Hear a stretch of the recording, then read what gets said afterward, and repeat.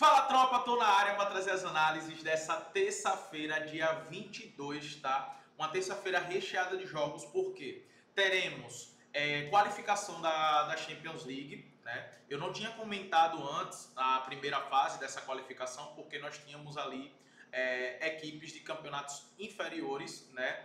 Das ligas na Europa, então de países ali que não tem tanta relevância, de países que inclusive eu não acompanho, tá? Então fiquei de fora, né? Eu só trabalho com times e com jogos que eu conheço, que eu acompanho, mas eu pude assistir alguns dos jogos ali dessa qualificação.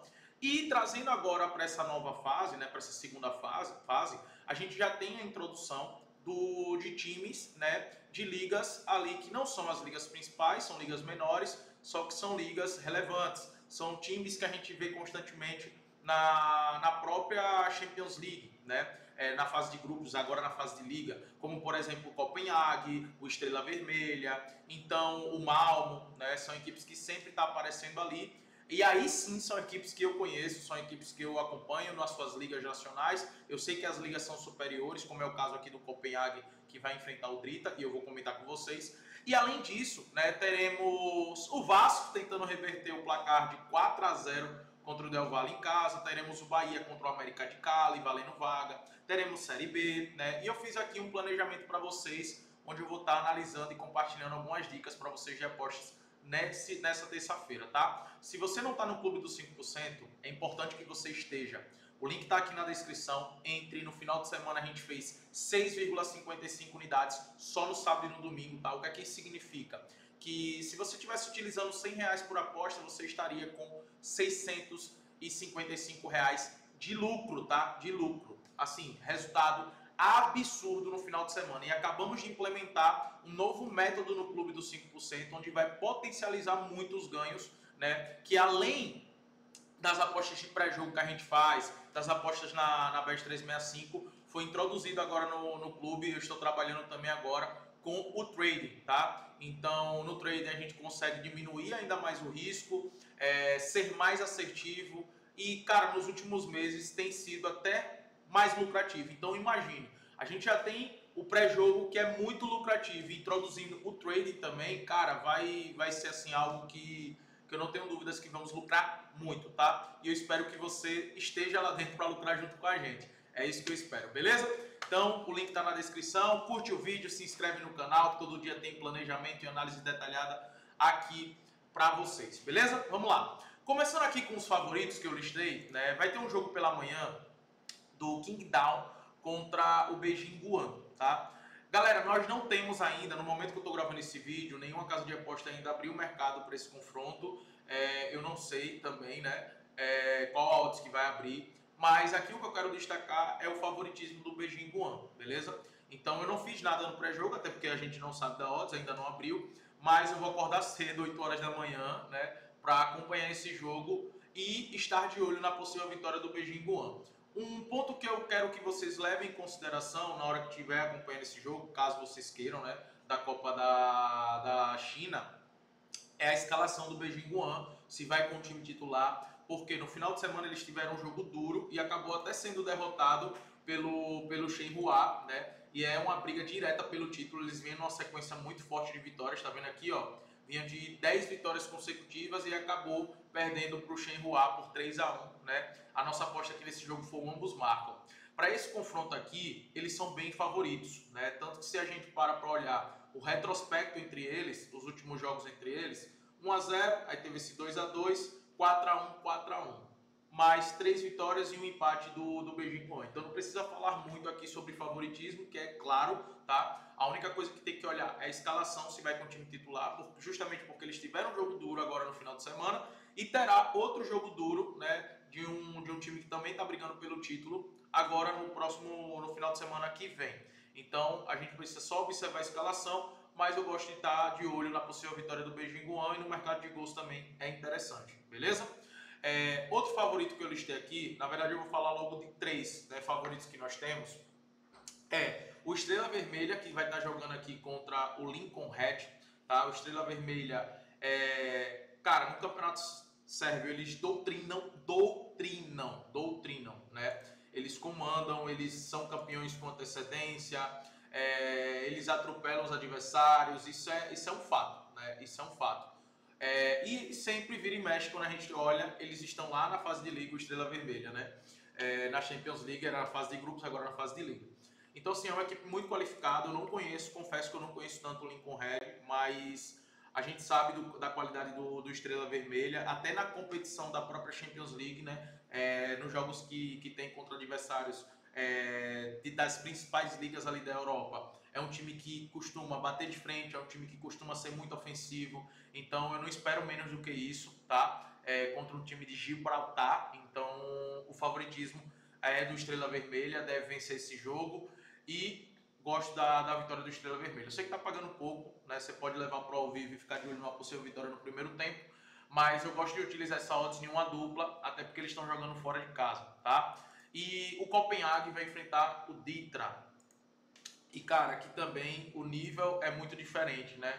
É muito, muito, muito diferente. A gente tá falando de um time do Kosovo, tá? Que não tem uma tradição, que não tem uma competitividade igual a uma liga da Dinamarca, né? É totalmente diferente. Então, Copenhague, que tem um elenco extremamente qualificado, que também quando chega na Champions League gera dificuldade para alguns times da Europa ali, das grandes ligas da Europa, dentro de casa, indo para a Champions League, um jogo muito importante, prioridade máxima para o Copenhague. Acredito na vitória. No caso do Copenhague, né, por exemplo, se o Estrela Vermelha estivesse jogando em casa, eu com certeza estaria de olho ali na vitória do primeiro tempo. Como é fora de casa, eu prefiro dar um pezinho um pouco para trás.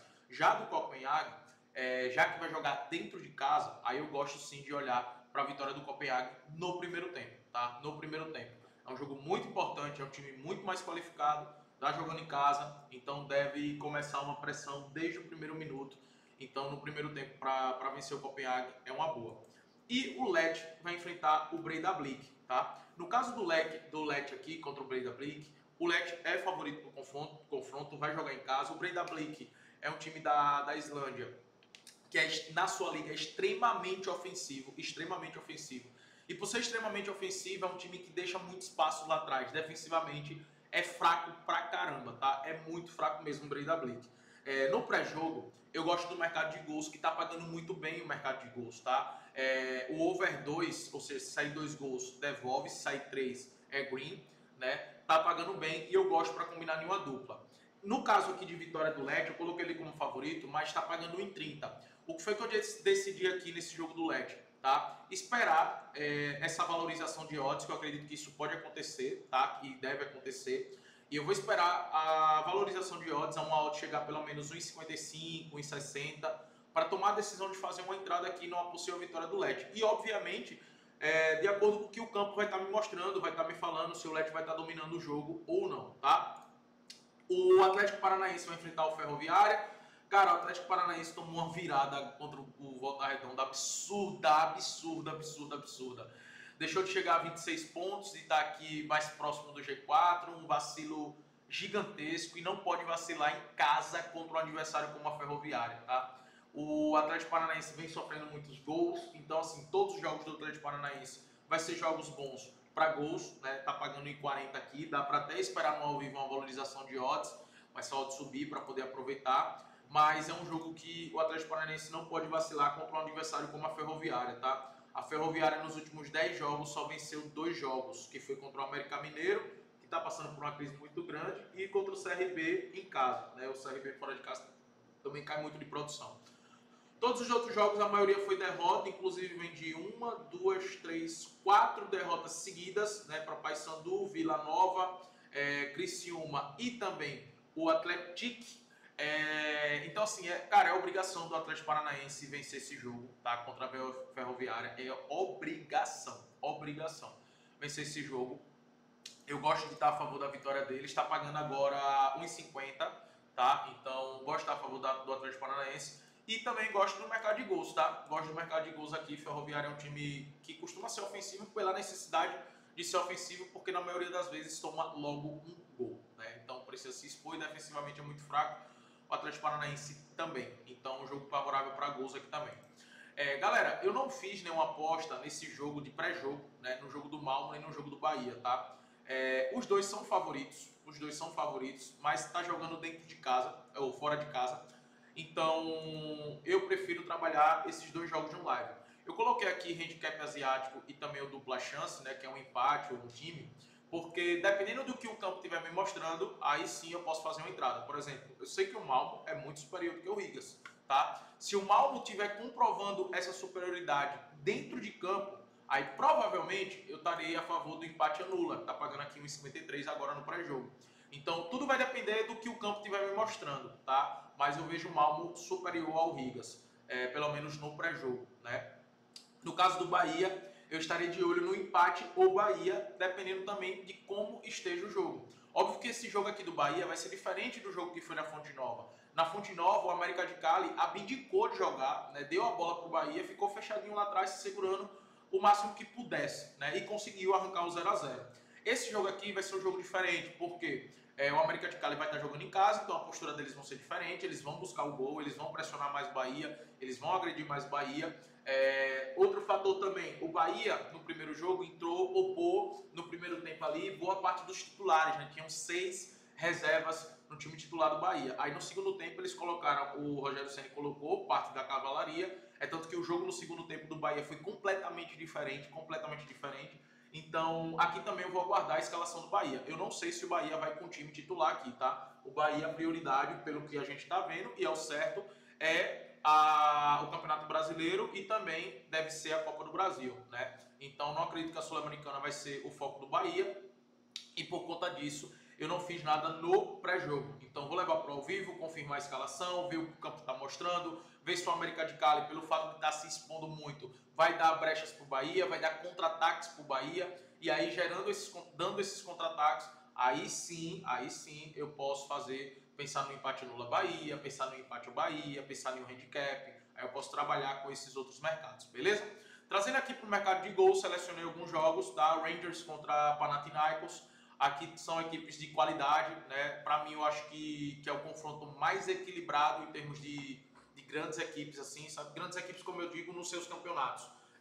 Por exemplo, na Grécia, o Panathinaikos sempre está ali brigando pelo título com o Olympiacos, né, com a EK, então está sempre brigando, e o Rangers sempre brigando com o Celtic pelo campeonato escocês. Então, acredito num jogo equilibrado aqui, tá? Muito equilibrado. Óbvio que o favoritismo é do Rangers pelo fato de jogar dentro de casa, mas eu gosto de trabalhar o mercado de gols, o over 1,5 tá pagando em 25 para combinar numa dupla, é uma boa, tá? Outro jogo que eu acredito que vai ser favorável para gols é o Rijeka contra o Ludogorets. Tá pagando 1,30, né?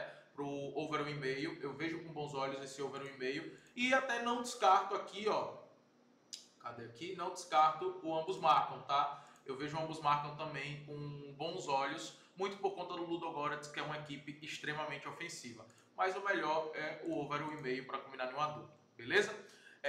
Vou acompanhar o futebol feminino, tá? Favorito aqui é a Inglaterra, do outro lado da outra semifinal a favorita é a Espanha, né? Mas a Itália vem fazendo bons jogos nesse campeonato e os bons jogos da Itália, todos os jogos da Itália, né, têm sido jogos com gols, assim como os jogos da Inglaterra também.